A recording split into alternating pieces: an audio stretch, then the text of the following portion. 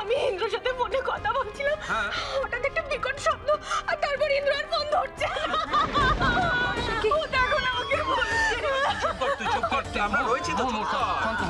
দাদা দাদা আমি বলি কি তুমি একটা ফোন করে দেখো না একটু। একটু দেখো। কিছু হয়নি মা, কিছু হয়নি। দেখ জেঠুমনি তো ফোন করছে, কেন এরকম করছিস?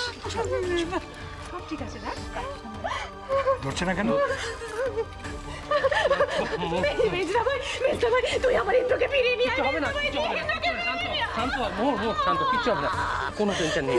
আমি তোর ইন্দ্রকে তোর কাছে ফিরিয়ে নিয়ে আসবো। দাদা ভাই আমি তোকে কথা দিয়ে আমি ফিরিয়ে নিয়ে আসবো। বড় ভাই দেরি হয়ে যাচ্ছে।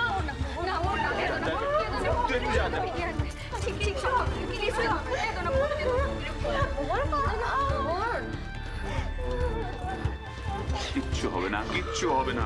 চলো চলো বাইরে গিয়ে আমরা অপেক্ষা করি। দাদা দাদা বাইরেটাতে এসো তো।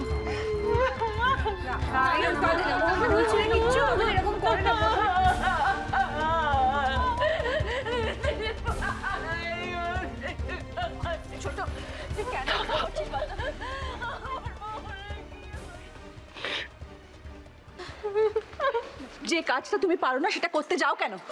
কেন তুমি গরম ডালায় হাত দিলে? না, অলক্ষণে মেয়ে একটা এতদিন ধরে আমাদের বাড়িতে থেকে জ্বালিয়ে পুড়ে খেয়েছে, এখন আবার এই বাড়িতে এসে জ্বালাচ্ছে, মা বিষ ঢালছে। অসভ্য। মা এদিকে এসো। এই তুই চুপ কর। তুমি কেন এসবের জন্য বন্নিকে দায়ী করছো? ওর কোনো দোষ নেই। আমি বরণ ডালাটা বাঁচিয়ে নিয়েছি, কোনো অমঙ্গল হবে না। আর সেই জন্যই হবে না মা। সেই জন্যই আজ ইন্দ্র এত বড় বিপদের হাত থেকে বেঁচে আবার আমাদের মধ্যে ফিরে আসতে পেরেছে।